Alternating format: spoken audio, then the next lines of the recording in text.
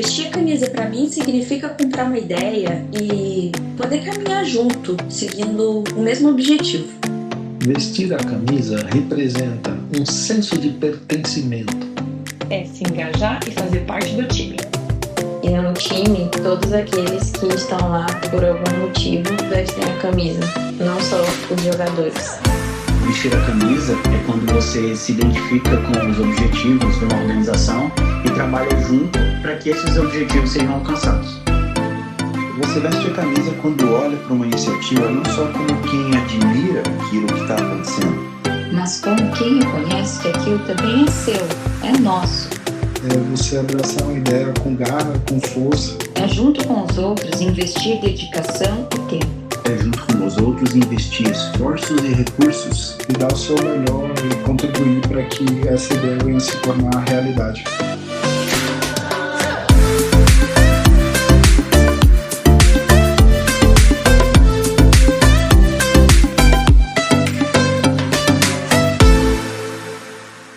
Hoje nós finalizamos essa série de mensagens Vista a Camisa. E a última série de mensagens nossa foi sobre um reino de amigos. E falando em amigo, eu queria chamar aqui o pastor João Paulo. O João Paulo é pastor da Centralidade, da Igreja Presbiteriana Centralidade em Franca, no estado de São Paulo. E ele, além de ser um amigo, a gente fez parte de um grupo de mentoria mútua com alguns pastores, acho que foram 5 anos aproximadamente. Então a gente tem uma amizade já de alguns anos. E o João Paulo também é o mentor do nosso projeto. Então os relatórios que eu mando trimestralmente sobre o que está acontecendo aqui no Ático chegam para o João Paulo. Então ele sabe muito bem a realidade da nossa comunidade e ele vai trazer uma mensagem hoje para abençoar a nossa igreja, finalizando essa série de mensagens. Posso orar por você? Deus de graça, obrigado, Senhor, pelo privilégio de termos aqui, nesta manhã, o pastor João Paulo, a Larissa, Paulo Otávio, sua família. Deus, e para que possamos compartilhar daquilo que temos vivido, por sua bondade, por seu cuidado.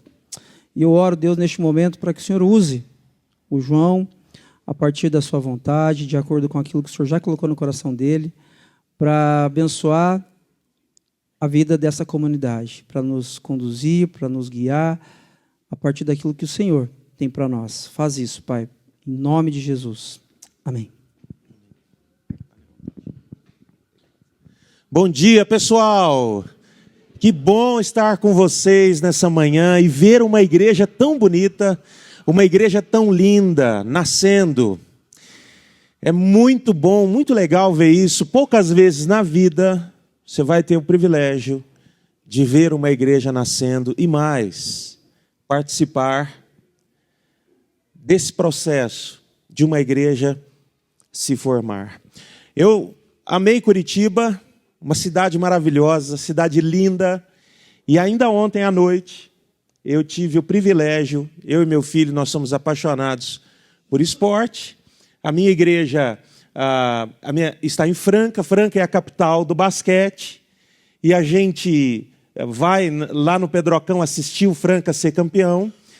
E ontem o Carlos nos levou para assistir um jogo do time do coração dele, Coritiba e Chapecoense.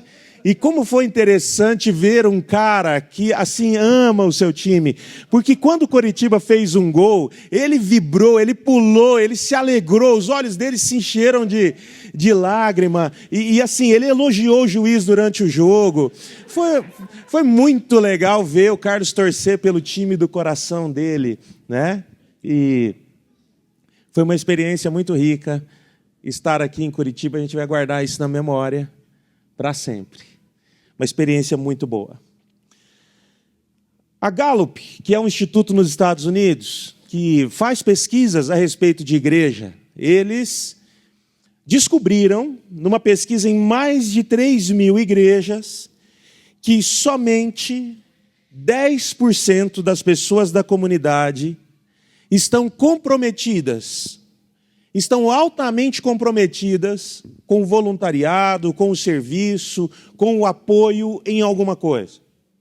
Apenas 10% de pessoas numa comunidade, elas, quando aparece um outro compromisso, e um churrasco de repente aí, no domingo de manhã, e o cara, esses 10% dizem assim: eu tenho um compromisso na igreja, eu vou servir no Kids, ou eu vou recepcionar as pessoas, eu tenho que preparar o café porque eu estou na escala desse domingo, e eu não posso ir porque eu tenho um compromisso com a comunidade.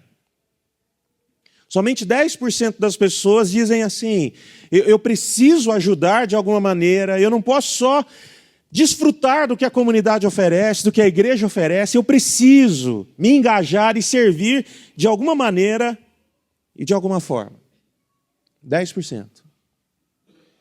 Essa pesquisa também descobriu que outras pessoas, 40% das pessoas de uma comunidade, elas sentem o desejo de servir, mas ao mesmo tempo elas não sabem como. Elas não entendem o processo da comunidade. Elas não sabem como é que elas fazem para servir, com quem que eu falo para poder ajudar. Eu não tenho determinadas habilidades, eu nunca fiz isso na vida. Então será que a igreja tem algum tipo de treinamento, algum tipo de orientação para isso? 40% das pessoas. É muito interessante isso. E eu quero fazer uma declaração radical. Você pode não concordar comigo nessa declaração, mas é uma declaração radical. Reflita sobre isso. Se você não está envolvido em algum tipo de serviço cristão, você é egocêntrico. Sei que há alturas na vida em que estamos mais ocupados com a família ou com o trabalho que em outras coisas. Mas se tudo o que você está fazendo é vir à igreja para receber, se o seu foco for o que eu posso usufruir da igreja, em vez de como posso servir ao Senhor por meio da igreja, você está fora de equilíbrio. Porque na igreja não deve haver nenhum membro que não sirva, que não esteja disposto a servir. Parece um pouco radical? Com certeza. Mas é exatamente isso que significa servir e seguir Jesus. Quando nós nos comprometemos com Jesus, quando nós trilhamos o caminho do discipulado, quando nós começamos a seguir Jesus, o que Ele demanda de nós? Ele demanda toda a nossa vida, Ele demanda a nossa devoção, Ele demanda as nossas paixões, Ele demanda os nossos recursos financeiros, Ele demanda o nosso tempo. Ele mesmo nos mune de talentos, habilidades, recursos, paixões. E Ele diz então para nós: use isso para o bem dos outros, use isso para servir as pessoas, use isso para abençoar as outras pessoas. Eu quero compartilhar com vocês um texto da palavra de Deus que está no livro de Atos, no capítulo 11. Esse momento de Atos capítulo 11 ele é muito interessante porque a igreja está numa perseguição. Eles estão perseguidos. Eles estão num momento de aflição. Eles não podiam se reunir publicamente assim como a gente está aqui hoje, sem que houvesse algum tipo de opressão. Alguém não podia chegar lá na universidade e dizer assim: eu sou cristão, sem que aquilo tivesse alguma repercussão negativa para ele. Ele não podia chegar na família e dizer assim: olha, a partir de agora eu não tenho mais a espiritualidade da tradição da nossa família, agora eu sou um discípulo de Jesus, sem que isso tivesse alguma repercussão negativa. Não, o contexto deles era um contexto de perseguição. E acontece uma coisa. Os cristãos, eles chegavam em determinados lugares, em determinadas cidades, e eles anunciavam Jesus somente aos judeus. Presta atenção no que acontece. A partir do versículo 19. Enquanto isso, os discípulos que haviam sido dispersos na perseguição, depois da morte de Estevão, chegaram a Fenícia, Chipre e Antioquia da Síria. Pregaram a palavra, mas somente aos judeus. Somente aos judeus. Contudo, alguns dos discípulos que foram de Chipre e Cirene até Antioquia começaram a anunciar aos gentios as boas novas a respeito do Senhor Jesus. A mão do Senhor estava com eles E muitos desses gentios se converteram ao Senhor. Muitos desses gentios se converteram ao Senhor. É muito interessante esse movimento que acontece em Antioquia. Porque a igreja cristã acostumada a compartilhar o evangelho aos judeus, porque os judeus já tinham um background de espiritualidade e fé no Deus Todo-Poderoso. Os judeus viviam, de alguma maneira, na expectativa da vinda do Messias. Então, o anúncio era, o Messias veio. Jesus, o Cristo, ele era o Messias. Esse que enfrentou a cruz e ressuscitou era o Messias.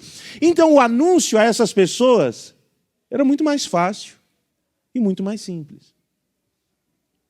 Eu posso aplicar isso dizendo assim, que é muito mais simples você convidar para vir no ático, você compartilhar sobre Deus, ter conversas sobre espiritualidade lá no seu local de trabalho, com uma pessoa que já conhece a igreja, com alguém que já tenha sido de uma outra igreja, ou alguém que frequenta uma igreja evangélica.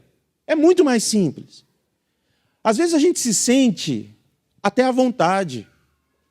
É fácil para a gente conversar com alguém que já tem um pano de fundo da espiritualidade. Mas esses caras, eles fazem uma curva para dialogar com pessoas que nunca haviam entrado numa igreja. Se você está seguindo aí na sua Bíblia, no seu celular, com a NVI, vai dizer assim, eles pregaram aos gregos.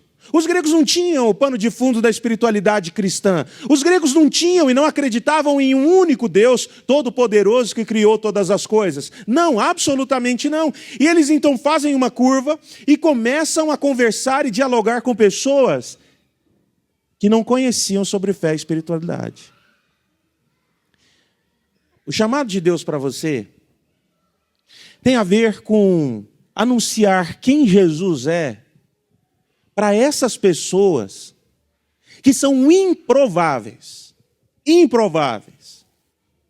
Gente que você olha para elas e diz assim, nunca esse cara vai estar numa igreja, nunca essa mulher vai estar numa igreja. Não imaginava que aquela pessoa estaria no contexto da comunidade. A essas pessoas, há um chamado de Deus para a gente verbalizar o evangelho.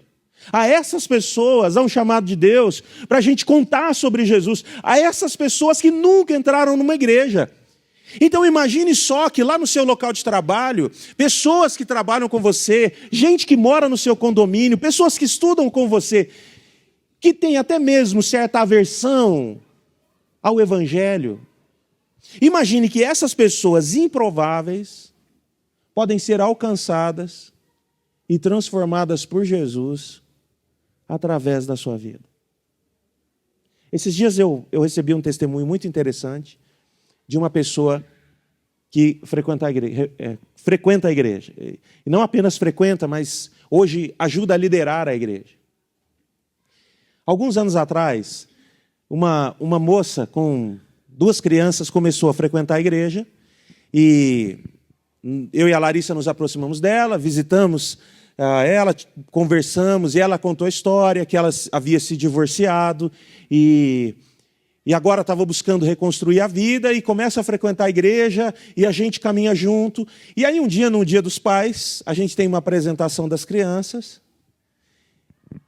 e um dos filhos dessa moça chegou com um cara para mim e puxando, arrastando o cara, ele estava meio reticente e ele fala assim, pastor, deixa eu te apresentar, esse aqui é o meu pai. E ele falou assim com a boca cheia, feliz porque o pai dele estava lá na igreja. Numa situação assim constrangedora, o pai divorciado da mãe, mas no domingo seguinte, o cara estava na igreja. No outro domingo, ele estava na igreja. No domingo seguinte, ele estava na igreja.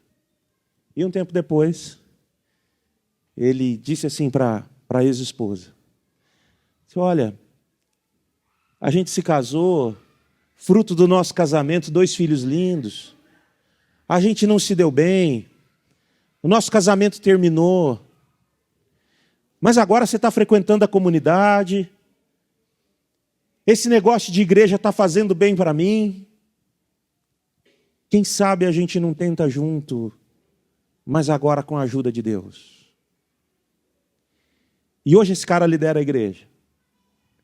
Ele lidera uma área estratégica da igreja. E a gente fez um vídeo da igreja, a gente colocou no Instagram, e eu encontrei um cara que faz parte do presbitério, a gente teve uma reunião, ele disse assim, cara, eu vi o fulano de tal lá na sua igreja, eu vi esse cara servindo a ceia. Eu disse, sim, esse cara está na igreja.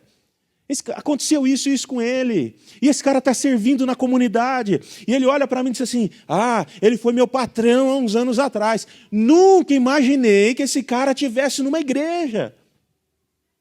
Eu disse, cara, esse é o ponto. Esse é o ponto.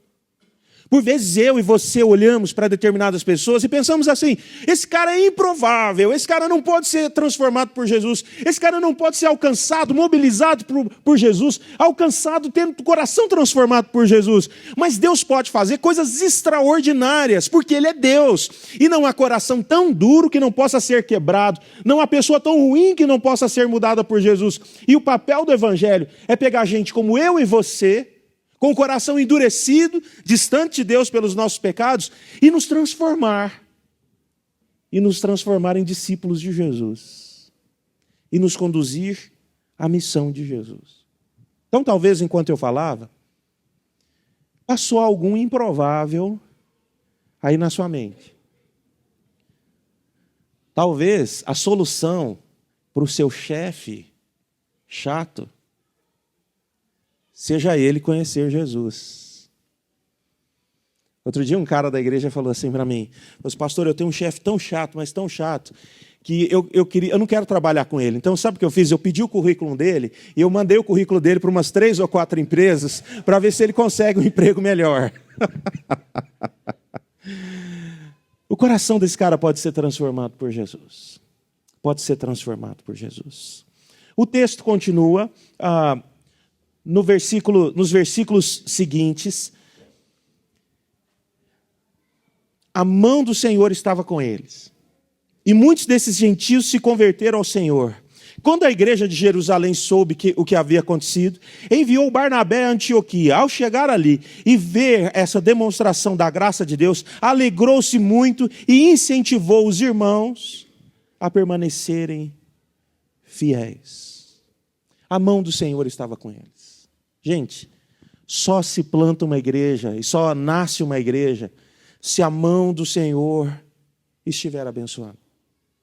Se a mão do Senhor estiver abençoando. Deixa eu dizer uma coisa para você. A mão do Senhor está aqui. Deus está trabalhando aqui. Deus está trabalhando em vocês e através de vocês. Essa ação de Deus está acontecendo aqui por meio, nós que estamos envolvidos e engajados, a gente não percebe. É mais ou menos assim, a gente não percebe os nossos filhos crescendo, a gente não percebe os netos crescendo, as crianças crescendo. Aí de repente, quando alguém, um parente distante, fica algum tempo sem ver os nossos filhos, e de repente quando eles veem os nossos filhos, eles dizem assim, nossa, como esse menino cresceu, olha como esse menino está parecido com o pai. Outro dia eu fui entrar numa padaria, eu e o Paulo Otávio, e aí um senhor na padaria disse assim para mim, vocês são irmãos? Eu falei assim, sim, nós somos irmãos. E o Paulo Otávio ficou louco comigo, ficou indignado comigo. Eu falei assim, que irmão? Ele é meu pai, ele é meu pai. Eu falei assim, meu filho, é porque seu pai é novo. A gente não vê os filhos da gente crescer, e isso acontece com a comunidade.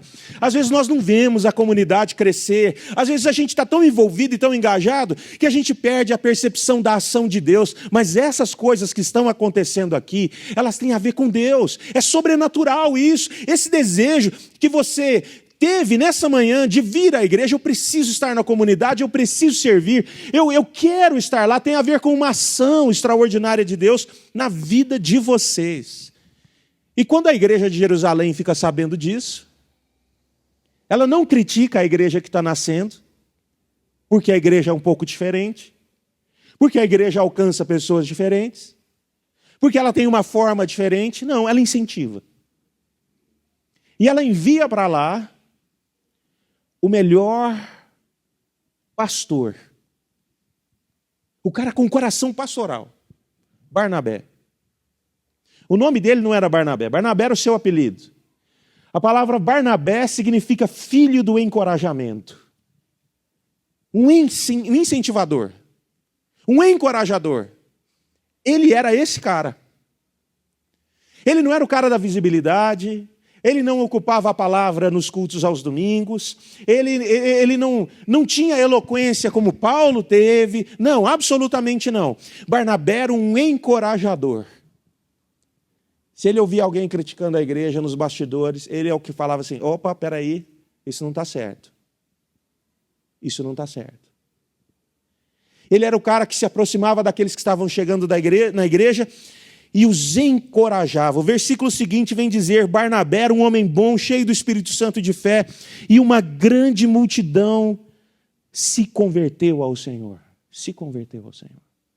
Então Barnabé foi a Tarso procurar Saulo. Quando o encontrou, levou-o para Antioquia. Ali permaneceram com a igreja um ano inteiro, ensinando a muitas pessoas. Foi em Antioquia que os discípulos foram chamados de cristãos pela primeira vez. Pequenos cristos. Pequenos cristos. Acho que ficou bem evidente para a gente, depois de uma pandemia como a gente passou, que o prédio não significa nada além do lugar onde a gente se reúne, e que igreja é o povo de Deus em missão. Pequenos cristos em missão lá no condomínio. Pequenos cristos em missão lá nos parques. Pequenos cristos em missão onde você mora, em todo o tempo.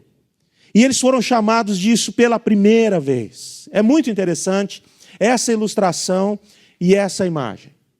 A imagem de um iceberg. Quando você está navegando, você só vê a ponta dele. O culto no domingo é só a ponta do iceberg, só a pontinha. O culto no domingo é o que a gente consegue ver. O culto no domingo é o momento onde nós nos encontramos e reabastecemos a alma. É um momento importante, comunitário, onde a gente vai celebrar a ceia juntos, onde nós encontramos as pessoas da comunidade, onde nós cultivamos relacionamentos, onde nós ensinamos os nossos filhos, onde nós aprendemos a palavra de Deus aqui, como a gente está fazendo hoje, e fazemos domingo após domingo esses encontros. Mas o domingo é só a ponta do iceberg. Deixa eu dizer uma coisa para você. Se você só desfruta da comunidade aos domingos, em 1 hora ou 1h30 de culto, esse é o mínimo que a comunidade pode oferecer. Porque abaixo da linha da água, há muita coisa acontecendo. E a vida da igreja, a missão, a grandiosidade da missão, geralmente ela está por baixo. A gente não consegue ver, de tão grande que ela é. Ela é realizada por cada pessoa nos outros 6 dias da semana. A missão não é só o que nós fazemos aqui no domingo. Servir não é só fazer o que a gente está fazendo aqui. Servir não é só tocar. Servir não é apenas distribuir a ceia para as pessoas, ou cuidar das crianças, ou receber as pessoas na porta. Há um chamado de Deus para nós sermos pequenos cristos nos outros 6 dias da semana. E essa missão que acontece nos outros 6 dias da semana, ela é extraordinária. Ela é fantástica. É transformadora. Vermos Deus agindo nas pessoas nos outros 6 dias. Está acontecendo um movimento muito interessante na nossa igreja. Numa das conferências do CTPI, eu ouvi o Rafael, lá de Juiz de Fora, contando sobre um movimento que estava acontecendo na igreja dele, de pessoas que moram nos condomínios, alcançando seus amigos.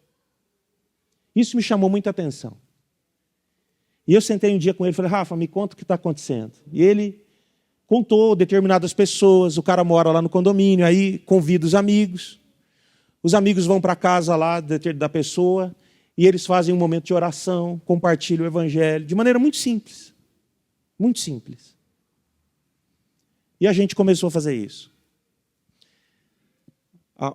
Em um dos condomínios da nossa cidade, hoje nós temos 9 famílias da igreja. Porque 2 famílias da igreja começaram a convidar os amigos do condomínio.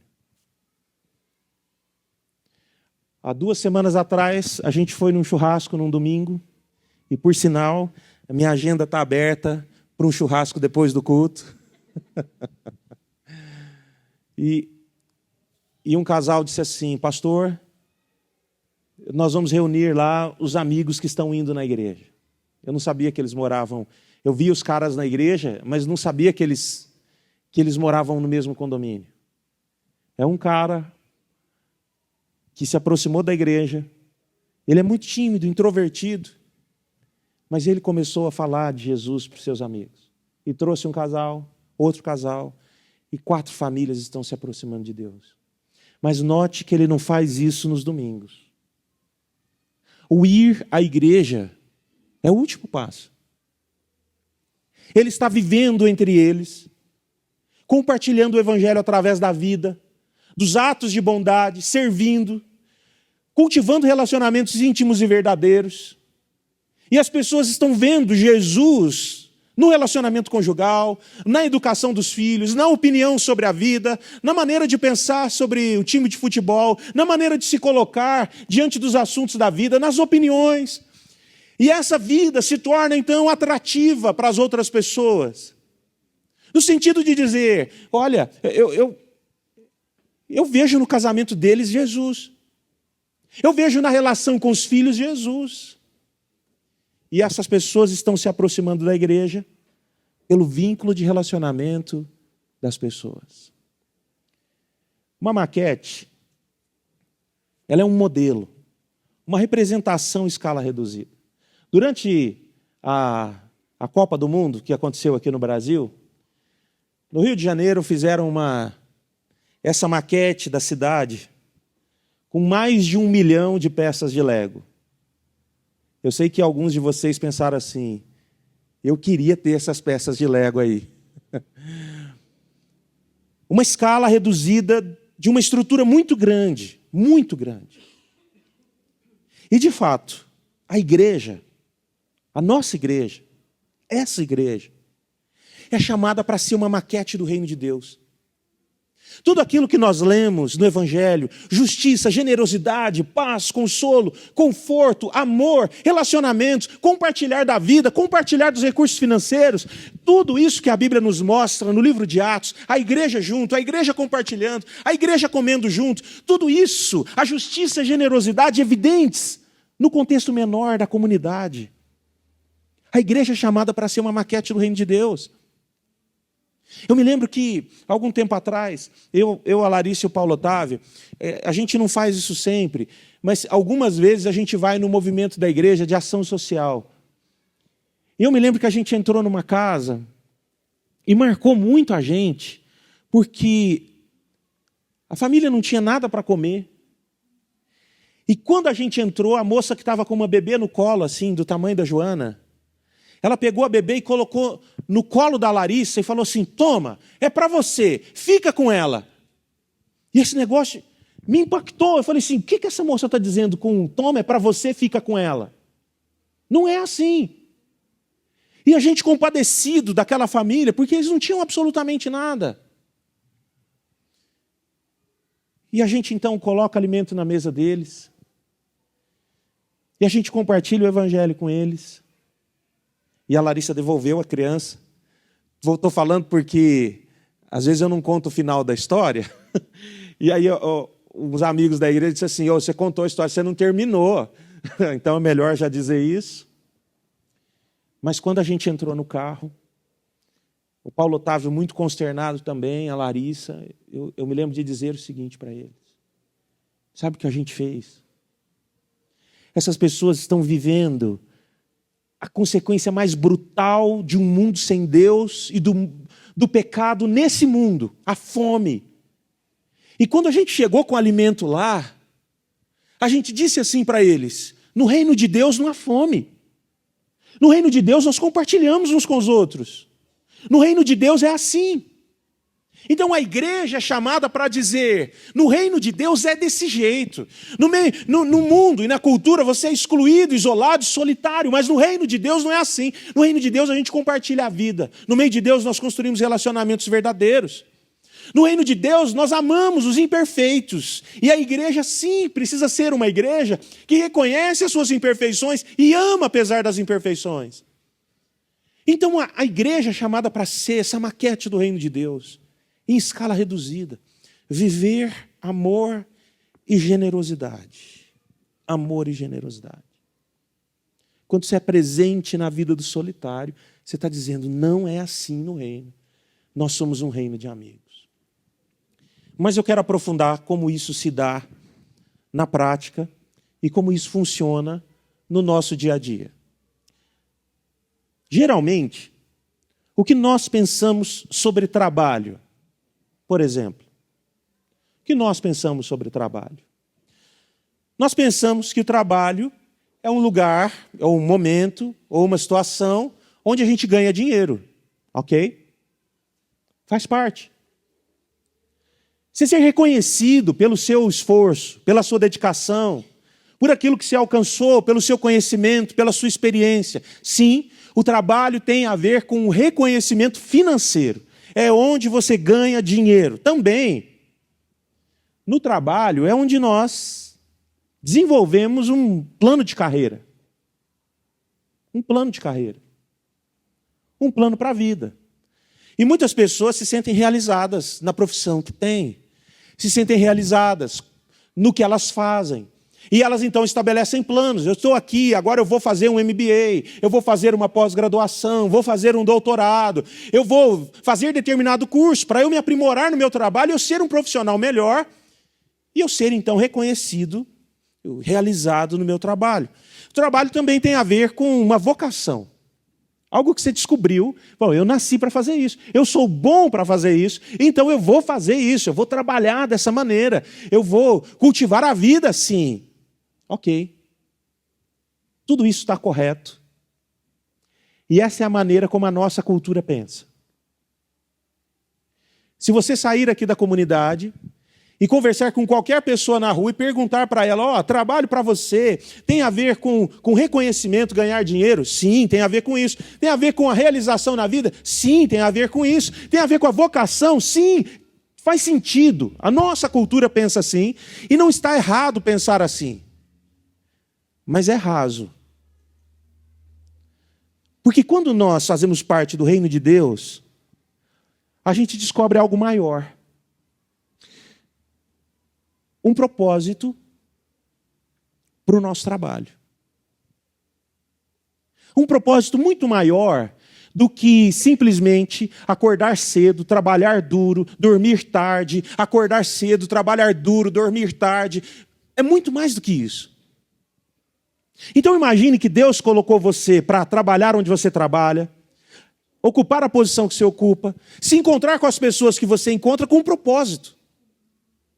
Você não está onde você está por acaso. Você não está na empresa que você está por acaso. Você não tem essa posição que você tem por acaso. Há um propósito de Deus. Então, na grande história de Deus, Ele disse, em determinado momento da vida, você vai estar em Curitiba, em determinado lugar, fazendo isso e relacionando com essas pessoas. Uma conspiração divina para você ser quem você é e fazer o que você faz.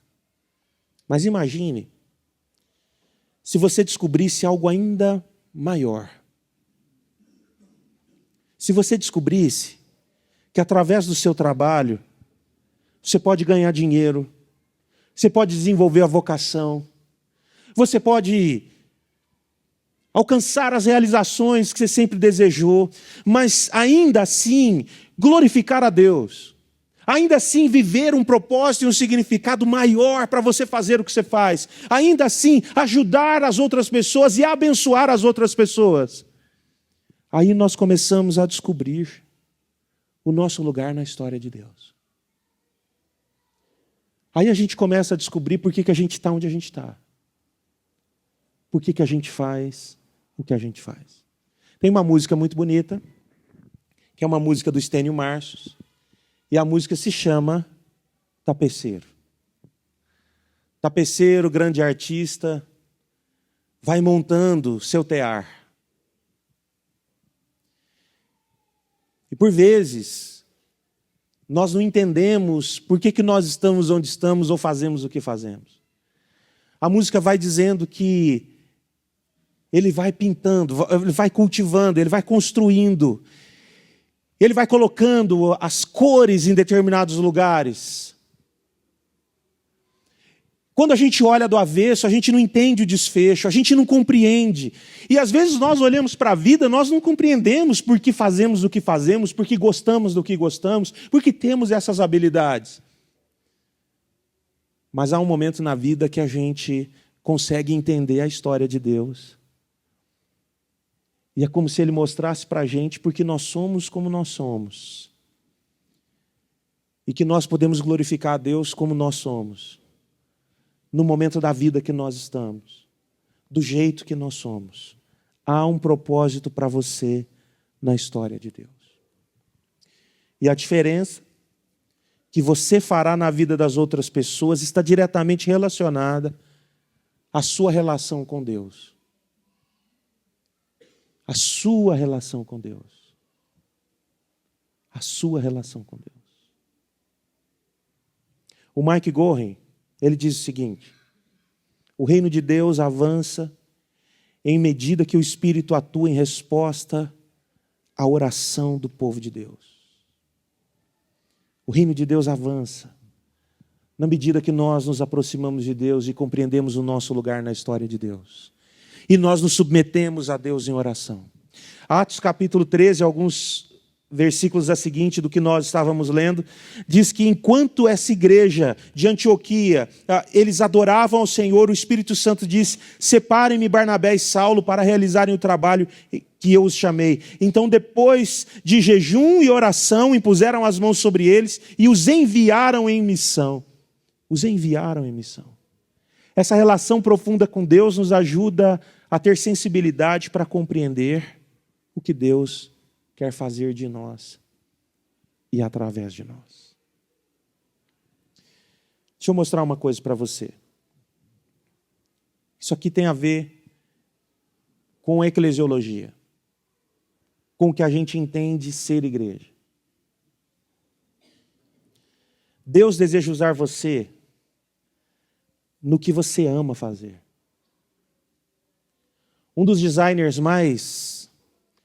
dos melhores designers que eu conheci na vida, era um amigo, nós somos adolescentes juntos, e eu encontrei esse cara um dia no supermercado, e a igreja estava no papel ainda, centralidade era um plano, e eu encontrei esse cara, e eu falei assim: Fabrício, que bom encontrar você. E, cara, você pode ter 60 anos, você vai ter a mesma cara, você não muda. E ele deu um sorriso, falou: o que você está fazendo? Eu falei assim: cara, eu vou plantar uma igreja, e você? Ele disse: estou trabalhando, estou voltando para Franca. E a gente sentou para tomar um café naquela semana, eu mostrei o projeto da igreja para ele, e ele disse assim: estou dentro. Eu quero fazer parte desse projeto de plantação de igreja. Ele disse assim para mim: você me conhece, eu estou na igreja desde adolescente, nós somos adolescentes juntos. Eu nunca usei as minhas habilidades para servir a Deus. Nunca atuei no reino de Deus com aquilo que eu amo fazer, com a minha profissão como designer. Nunca. E pela primeira vez, numa história como cristão, esse cara coloca a serviço do reino de Deus a sua habilidade, a sua profissão e aquilo que ele amava fazer. Pergunto para você: o que você ama fazer? Quando você faz, você fica energizado. Você fica alegre e feliz, o seu tanque emocional enche quando você faz. Deus deseja usar você na sua paixão. Deus deseja usar você nisso que quando você faz, abastece o seu coração. Deus deseja usar você no que você é bom para fazer. O que você faz que as pessoas olham e dizem assim: que legal que ficou. Você é bom para fazer isso, hein, cara? Você é boa para fazer isso. Que coisa extraordinária que você fez. Nisso Deus deseja usar você. Deus também deseja usar você naquilo que você usa. Nos recursos que você tem. Nos recursos financeiros que você tem. naquilo que Deus deu para você como presente na vida, bens, recursos, casas. Eu contei ontem aqui num encontro de pastores que nós tivemos, que a gente montou e desmontou a igreja por quase 3 anos, e montar e desmontar a igreja, gente do céu, é um negócio terrível, é por amor a Jesus mesmo, porque o cara não escolhe, ele fala assim, eu vou montar e desmontar a igreja. Imagina toda essa estrutura, criança, som, cadeira, multimídia, equipamentos de som, mesa de ceia, se nada disso ficasse aqui, bom, vocês já passaram por isso, eu estou sendo redundante. E um dia o cara entrou lá em casa, um cara que estava chegando na igreja, e ele disse assim, por que esse equipamento de som está aqui na sala? Falei, cara, a gente tem que deixar aqui. Ele disse, como é que vocês levam isso para a igreja? Falei, domingo, 3 horas da tarde, vem 3 carros para cá, e a gente lota esses carros com as coisas, com bateria, com instrumento, com som, com tudo que a gente tem, e a gente leva para lá. E esse cara disse assim, falou, vou fazer uma coisa, eu tenho uma picape, está aqui a chave, você vai ficar com essa picape durante o período que vocês tiverem que fazer isso. Porque ele entendeu que ele precisava usar os recursos dele para abençoar o reino de Deus. Para abençoar o reino de Deus. Então os recursos que Deus deu para você não tem a ver apenas com o seu conforto, com as suas viagens, com segurança para a vida. Tem a ver com isso. Mas é mais do que isso. Deus deu recursos para você ser generoso com o reino de Deus. Ser generoso com o reino de Deus. Uma coisa impactou muito meu coração quando a gente estava começando a igreja e a gente não tinha todos os recursos que a gente precisava. E o nosso projeto foi parar numa igreja. E a igreja não tinha o dinheiro para investir no nosso projeto. E o pastor, então, comovido com aquilo, ele veio para o púlpito aqui no domingo e ele disse assim, gente, a gente tem um projeto aqui de plantação de igreja, é em Franca, no interior de São Paulo, no Brasil, e a gente não tem o recurso no nosso orçamento para investir. Eu gostaria de saber se dentre vocês alguém poderia fazer o investimento, e falou os valores durante 3 anos. E um casal de idosos se levantou durante o culto. E o casal de idosos, que nunca havia visto a gente, disse assim, nós vamos investir financeiramente. E o tempo passou. Final do 1º ano, a gente foi fazer o primeiro batismo. 17 pessoas sendo batizadas. Quando eu toquei aquelas pessoas, batizando as pessoas, no meu coração veio o seguinte, aquele casal de idosos está tocando essas pessoas aqui junto comigo. Aquela igreja que nos ajudou em tal lugar está tocando essas pessoas aqui junto comigo. Porque Deus nos dá os recursos financeiros para a gente ser generoso com o reino dele. E hoje a igreja avançou, nós somos mais de 500 pessoas aos domingos, e a gente vai ter um batismo no dia 3 e 4 de agosto, com adolescentes, com pré-adolescentes, e nós vamos batizar 18 pré-adolescentes. Isso é extraordinário, a gente não vê isso acontecendo todo dia, e quando eu tocar aqueles adolescentes, eu já sei o que vai vir no meu coração. As pessoas que ajudaram a gente lá atrás, generosas, que tiraram dos seus recursos financeiros, estão tocando essas crianças, esses adolescentes aqui junto comigo, porque os nossos recursos, eles nos foram dados para a gente ser generoso. O reino de Deus é assim. Deus também deseja usar você no que você é pago para fazer. A sua profissão. Por que o que você faz lá fora, você não pode fazer aqui dentro? Mas mais do que isso, Deus deu para você essas habilidades, esses talentos, essas oportunidades de estudar, de ser quem você é por um propósito. Então seja um advogado discípulo de Jesus, faça justiça, seja generoso lá no seu trabalho, com quem está começando a carreira, seja justo com seus clientes, faça justiça nesse mundo. Então na sua profissão, você é chamado para ser um discípulo de Jesus. Então faça o melhor que você puder. Amanhã, quando você chegar lá no seu trabalho, porque Deus deseja usar você. Deus deseja usar você nas experiências que você já viveu. Deus deseja usar você nas necessidades do mundo, servindo. E Deus deseja usar você numa vida em missão. Porque o domingo é a ponta do iceberg. A vida em missão é o que tem abaixo da linha da água. E Deus deseja usar você. Algumas coisas para a gente levar para casa. A primeira delas é que Deus quer fazer algo através de você que Ele não irá fazer através de mim. Porque é com você. Deus vai usar você na relação que você tem, nas pessoas que você tem, com as pessoas que você se relaciona, com os seus amigos. E Ele não vai fazer isso através do pastor da igreja. Ele não vai fazer isso através dos líderes da igreja. Ele vai fazer através de você. Deus deseja usar você. Deus deseja usar você. Você tem o seu lugar. Você tem o seu lugar. Cada pessoa tem o seu lugar no reino de Deus. É plural.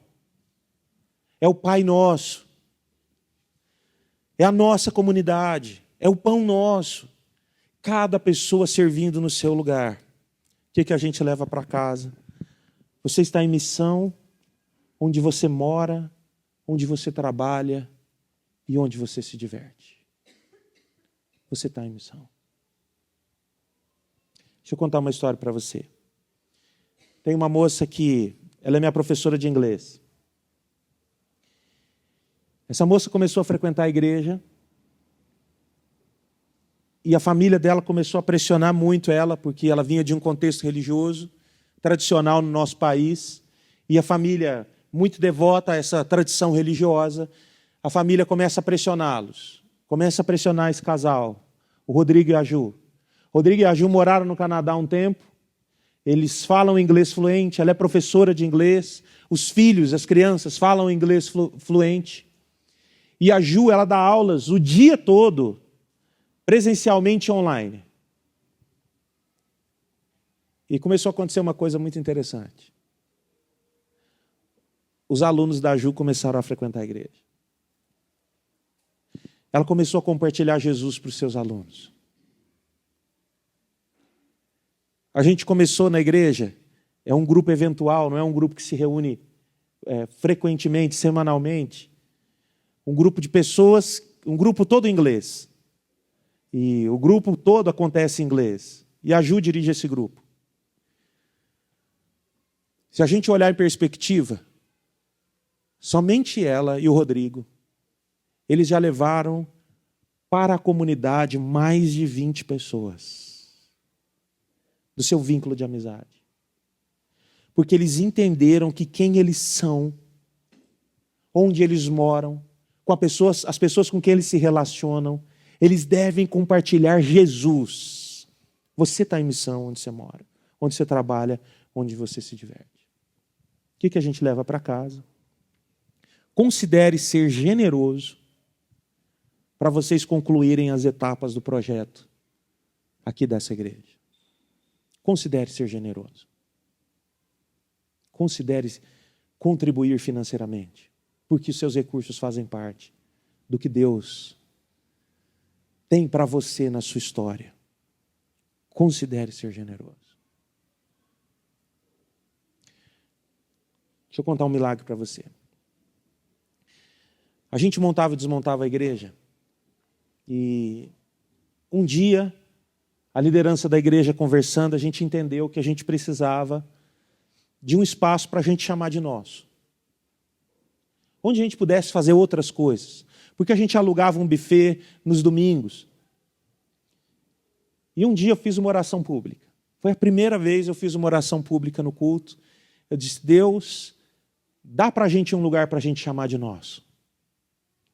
E quando acabou o culto, uma moça me procurou, ela falou assim, pastor, vocês estão procurando um espaço para alugar, para comprar? O que vocês estão pensando? Eu falei, não, é para alugar, a gente não tem recurso para comprar. E ela falou, você quer conhecer o lugar do meu pai? E aí, no meu coração veio assim, pô, nem conheço essa moça. Primeira vez que ela está aqui. Ela vai me falar que não vai ser onde a gente quer. E eu não vou querer o lugar, essa moça nunca mais vai voltar na igreja. Foi o que passou na minha cabeça assim. Eu falei, onde que é o lugar do seu pai? Ela falou, do lado da Academia Smart Fit, na Avenida Ismael Alonso e Alonso. Eu disse, opa, é sério? Porque quando eu era pastor de uma outra igreja, a gente tinha parado lá na porta desse prédio e a gente tinha orado, porque a igreja estava fazendo 2 cultos, a igreja estava crescendo, era um momento bom, e a gente parou lá e falou assim, Deus, deixa a gente colocar a igreja aqui. Mas naquele momento que a gente estava orando, no meu coração e da Larissa, já havia o desejo de a gente plantar uma igreja. Aí, depois que a gente firmou a locação lá, um outro pastor, que foi pastor lá em Franca, eu encontrei esse cara numa conferência CTPI, ele falou, onde é que está a igreja? Eu falei, então, em tal lugar. Ele falou, sério? Eu orei várias vezes para que tivesse uma igreja ali. Outro dia eu fui tomar café com um cara da igreja, ele disse assim, eu orei várias vezes para ter uma igreja ali. Há muitos anos eu venho orando ali para ter uma igreja. Quando eu vi sua igreja ali, eu pensei, oração respondida. E a gente foi lá conhecer o prédio. E o pai dessa moça é um investidor, um cara muito rico. Ele não ama Jesus. O coração dele não ama Jesus. Mas essa moça ama. Ela disse assim, pai, quero fazer um pedido para você. A igreja só tem o dinheiro para pagar o aluguel. A igreja não tem dinheiro para pintar as paredes, para reformar o prédio. A igreja não tem o dinheiro. Você vai fazer para a igreja o que a igreja precisar. Só Deus podia fazer isso. E o prédio estava fechado, embora fosse numa localização excelente da cidade, porque ele havia tido uma demanda judicial e esse cara comprou esse prédio num leilão e ele precisava pagar todas as demandas judiciais de trabalhadores, de gente que foi empregado daquela empresa. E ele então terminou de pagar e no mês que ele terminou de pagar foi quando a gente teve essa conversa. Se eu não fosse um discípulo de Jesus, eu ia falar assim, coincidência, né? Mas Deus estava nesse negócio. E quando a gente inaugurou o nosso prédio, eu me lembro que eu entrei lá com a Larissa no sábado à noite, a gente ia inaugurar no domingo, e no meu coração estava assim, parte da igreja que a gente sempre sonhou está concretizado nisso aqui. Só Deus podia fazer isso. Só Deus. Queridão, imagine que a realização disso aqui, a concretização disso já está aqui entre vocês. Seja generoso. Porque o que essa moça fez com a gente foi acumular tesouros no céu. E eu disse para o pai dela, num determinado momento, numa conversa, falei assim, cara, tudo que você faz por essa igreja é acumular tesouro no céu. Você não está acostumado com isso. Você é um cara que acumula tesouro na terra. E você faz isso muito bem. Mas tudo que você fizer por essa igreja é acumular tesouro no céu.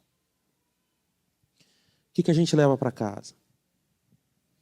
Viver entre as pessoas, amar as pessoas, compartilhar o evangelho em ações e palavras, são coisas que qualquer um de nós pode fazer. Qualquer pessoa. Qualquer pessoa. O que a gente leva para casa? Há um chamado para cada discípulo de Jesus construir pontes entre a comunidade e os seus amigos. Então, quem sabe você começa a verbalizar a sua fé para o improvável que trabalha com você, para o improvável que é seu vizinho, para o improvável da sua família. Comece a verbalizar para essas pessoas. O que a gente leva para casa? Deus deu a cada um de vocês um presente na sua grande variedade de dons espirituais. Use esses dons para servir. Use esses dons para servir. Que a gente leva para casa. Você é um ser único, projetado e moldado por Deus de forma exclusiva para desempenhar um papel na história de Deus. Você é um ser único, amado por Deus, projetado por Deus para desempenhar um papel na história de Deus. E eu quero terminar encorajando vocês. Sonhem grande. Sonhem grande com uma igreja que fará discípulos de Jesus. Sonhem grande com uma igreja que vai fazer a diferença na cidade. Sonhem grande com uma igreja que vai fazer bem para essa cidade. Sonhem grande. Porque Deus está com vocês. Deus está aqui. Deus está aqui nesse lugar. Eu quero chamá-la à oração. A oração é dizendo: Senhor, usa-me. Deus, usa-me. Deus, usa-me. Ainda que você não saiba como é isso, como isso pode acontecer, peça para Deus.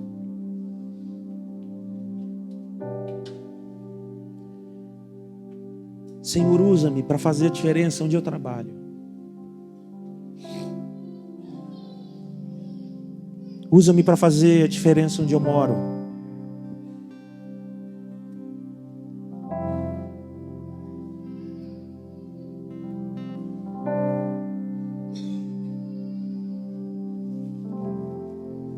Peça para Deus.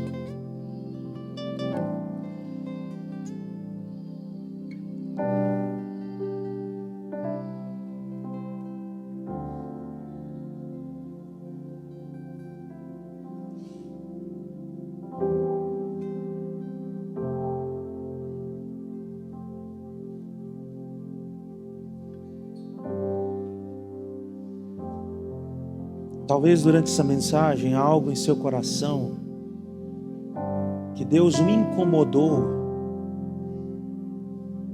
para você entregar a Ele.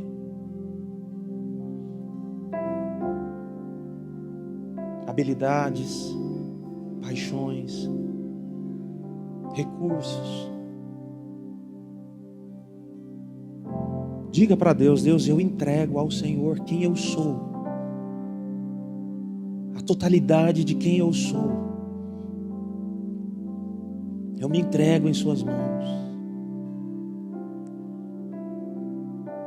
Usa-me com meus defeitos e falhas.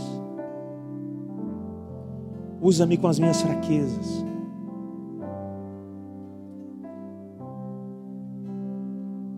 Usa-me.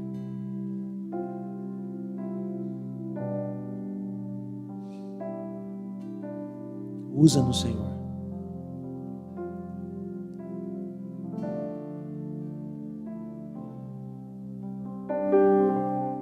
Ore por essa igreja. Peça para Deus abençoar essa igreja.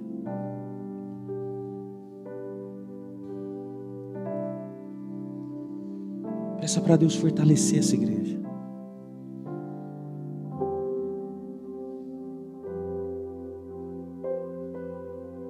Ore pelas pessoas que estão com seus filhos aqui do lado.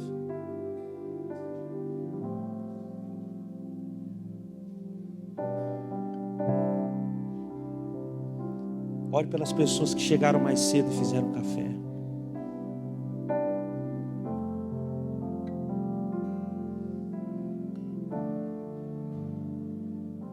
Ore pelo pessoal da música.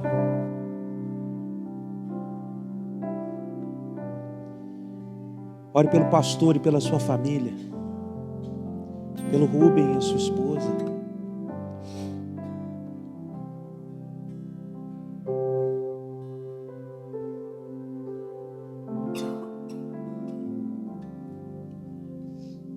Ore para que no curso dos anos Deus livre essa igreja de escândalos.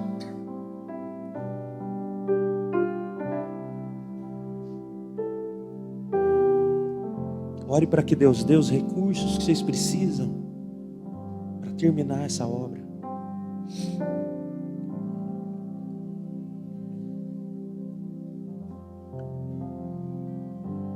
Ore pelos seus amigos. Ore para que eles estejam sentados aqui em breve.